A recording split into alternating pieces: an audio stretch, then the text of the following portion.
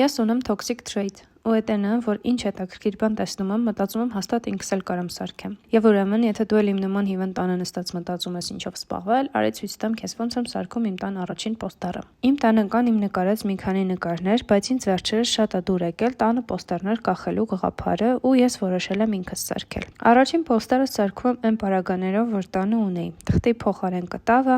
ունեմ մի քանի գույնի ներք, որ կհերիքեն իմ մտածած պոստերին։ Կտավի վրա արդեն մատիտով գծել եմ այն շախմատային բեքգրաունդը, որ ուզում եմ ստանալ, ու դառնում է ներքիր ինքը երկու գույնով։ Անկեղծ ասած, ավելի բարդ ու երկար գործընթաց է, քան ինձ թվում էր։ Եթե այս շախմատը ներկելու ավելի հեշտ տարբերակ կար, ապա դուք կարաք տենց անել, իսկ ես ալարեցի նայել։ Ես վարդագույնի ու կարմիրի համադրությունը շատ եմ սիրում։ Չնայած այս ներկը իրականում մաջենտա է, բայց կարմիրոտ է երևում։ Քանի որ ես այս պոստերը նկարել եմ 2 օր ու 3-րդ օրն էր նոր լաք եմ արել իր վրա, այս վիդեոն միայն մաս առաջինն է, ու երկրորդ մասում արդեն կտեսնենք վերջնական արդյունքը։ Առաջին շերտը, ինչպես տեսնում եք, սենց վրձինի տեղերը երևում է, ու ես շատ չէի անհանգստանում այդ պահով, որովհետև գիտեի, որ երկրորդ շերտով էլ պետք է անցնեմ։ Երկրորդ շերտի համար իրականում վարդագույնը ավելի բաց գույն սարքեցի, որովհետև ուզում էի ավելի շատ կոնտրաստ լինի այդ կարմիր մաջենտայի հետ։ Ինչպես նաև երկրորդ շերտը անելը իրականում ավելի բարդ էր, որովհետև նոր շերտ չի անելու վրայից, ու եզրերը արդեն հստակ հավասար պետք է արած լիներ, ու արդեն օրը վերջացավ, ես էլ վերջացրի նկարել բեքգրաունդը,